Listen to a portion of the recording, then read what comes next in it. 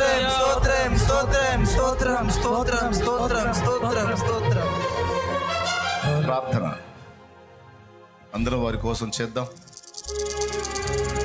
పరిశుద్ధుడైన మా తండ్రి, ప్రేమ స్వరూపిక దేవా, నీకు స్తోత్రం. ఎదిగో నీవు నాకు అనుగ్రహించినటువంటి ఆత్మీయ బిడ్డలు, ఈ రోజు నుంచి వారు నా ప్రభువా నీ సేవకులు, సేవకురాళ్ళు. ఇది మొదలుకొని నాయన నీ నామ మహిమార్థమై, అన్యజనుల రక్షణార్థమై, ఆత్మల రక్షణ కొరకు పాటుపడే యోధులుగా బిడ్డలు తీర్చిదిద్దు. ఆత్మ ఫలముతోనూ ఆత్మ వరములతోనూ నిండి అన్ని జనుల్లో నీ నామానికి మహిమ తెచ్చేటువంటి పాత్రలుగా, నీ రాజ్యాన్ని కట్టేటువంటి పాత్రలుగా, సత్యవాక్యాన్ని చేతబోని అనేక మందిని నా ప్రభువా నీ తట్టు త్రిప్పేటువంటి యోధులుగా, ఆత్మీయ నాయకత్వానికి అంతము వరకు విధేయత చూపేటువంటి లోబడే మనస్సు కలిగిన వారై, నానాటికి బలాభివృద్ధి పొంది కృతజ్ఞతాబుద్ధి గలవారై, నీకును నువ్వు ఏర్పరచుకున్న నాయకులకును నమ్మకస్తులై, వారి గైడెన్సీలో, వారి లీడింగ్లో, వారి నడిపింపులో, పరిశుద్ధాత్మ నడిపింపులో క్రమముగా నడిచి నీ సేవ అంతము వరకు నమ్మకంగా చేయడానికి సహాయం చేయండి. సాతాను ఎన్నడూ వీరిని ముట్టకుండా బిడ్డల చుట్టూ నీ అగ్ని ప్రాకారం ఉంచండి. వారికి కావాల్సిన ప్రతి అవసరత క్రీస్తు యేసు నామములో తీర్చబడునుగా. వారికి పుట్టిన వారిని కూడా ఆశీర్వదించండి. వారిని సహా నీ పని ముట్లుగా, నీ పాత్రలుగా తీర్చిదిద్దండి. ఇక్కడ ఉన్న బిడ్డలందరినీ నాయన నీ చేతికి అప్పగిస్తూ, నీ కాపుదలకి అప్పగిస్తూ, నీ పరిచర్యకు వారిని ప్రత్యేకపరుస్తూ, యేసుక్రీస్తు నామములో నీ పరిచర్య కొరకు వారిని ప్రతిష్ఠించి నీ చేతికే వారిని అప్పగిస్తున్నాము తండ్రి. ఆమేన్. ఆమేన్. ఆమేన్. ఆమేన్. ఇప్పటిదాకా దేవుడు నాకు అనుగ్రహించిన విశ్వాసులు, తర్వాత దేవుని పనిలో పరిచారకులు, ఇప్పుడు నాతో పాటు సహదాసులు. దేవునికి స్తోత్రం. దేవుని వాక్యంలో చెప్పిన ప్రకారం మరి పరిచర్యలో మాతోటి పాలువారని దేవుడు మాకు ఇచ్చిన కృపలో మా చేతిని వారికి అందిస్తూ ఉన్నాం. దేవుడు వీరిని బలంగా వాడుకొని ఆయన రాజ్య నిర్మాణంలో అభిషిక్త సేవకులై అనేక ఆత్మల్ని గెలుచున్నట్లుగా ఈ బిడ్డల్ని నా తండ్రి బలపరిచి వాడుకొనును గాక. ఆమేన్. హల్లెలూయా. ఎక్కడ ఆత్మీయ నాయకత్వానికి అవిధేయత చూపకుండా విధేయులైన పిల్లలై నమ్మకంగా క్రీస్తు కొరకు సాక్షులై వర్ధిల్లాలి. యేసు నామములో ఇది జరుగునుగా. ఆమేన్. ఆమేన్. ఆమేన్. రైట్. గాడ్ బ్లెస్ యు నాన్న.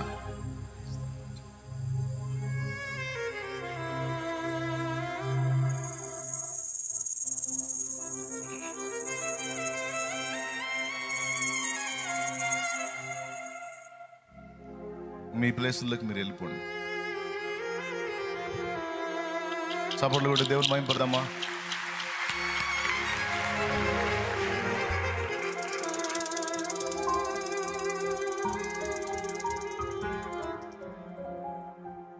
కొంతమంది సిద్ధపడిన మిగిలినటువంటి వాళ్ళకి ఒక ఆలోచన, మమ్మల్ని కూడా దేవుడు పిలిచినట్టయితే బాగుండేది కదా అని.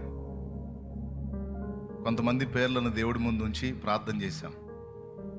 దేవుడు ఎవరినైతే బయలుపరిచాడో వారిని ఇప్పుడు మొదటి విడతగా తీసుకొచ్చి ఇక్కడ ప్రతిష్ఠ చేయటం జరిగింది. ఇంకా కొద్ది రోజుల్లో, అది దేవుని చిత్తమైతే ఇంకా తొందరలోనే అవ్వచ్చు, ఇంకా సిద్ధపడిన మరికొంతమంది ఉన్నారు. వారిని కూడా దేవుని పని కొరకు ప్రత్యేకించాల్సి ఉంది. దానికోసం కూడా ప్రార్థన చేయండి.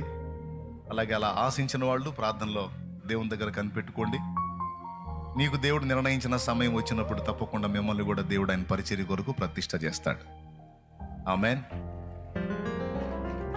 ఇప్పుడు ప్రతిష్ఠింపబడిన వారికి ఒక హెచ్చరిక. ఎంతమంది అయితే ఇప్పుడు సేవకులుగా, సేవకురాండ్రుగా, సువార్థికులుగా, సువార్థికురాండ్రుగా ప్రతిష్ఠితులైనారో 11 జతలు అనుకోండి. అయితే వీళ్ళకి హెచ్చరిక ఏంటంటే, తల మీద చేతులుంచుట అంటే తలంపులలో చేతులుంచుట అనే అర్థమని ఒక దైవజనుడు, ఒక పెద్ద ఆయన పంచుకున్నాడు. మంచి మాట. తల మీద చేతులుంచుట అంటే తలంపుల మీద చేతులుంచుట.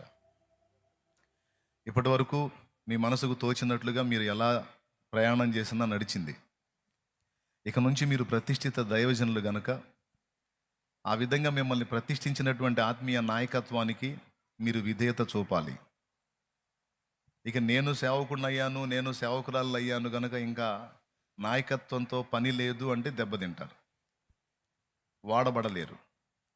ఆత్మీయ నాయకత్వానికి ఎంతమంది అయితే విధేయత చూపుతారో, మనల్ని దేవుని కొరకు ప్రత్యేకపరిచి సిద్ధపరిచి మనల్ని దేవుని పనిలోకి నడిపించిన దైవజనుడి మాట అంతవరకు మనం తూచా తప్పకుండా పాటించాలి అనే భయం, విధేయత, గౌరవం మీ హృదయాల్లో ఎల్లప్పుడూ స్థిరంగా ఉండాలి. ఏ స్థాయిలో మీరు వాడబడినా, దేవుడు ఏ స్థాయికి మిమ్మల్ని తీసుకెళ్ళినా, నాయకత్వానికి లోబడటం అనే దాని విషయంలో ఎన్నడూ తప్పిపోకుండా జాగ్రత్త పడాలి.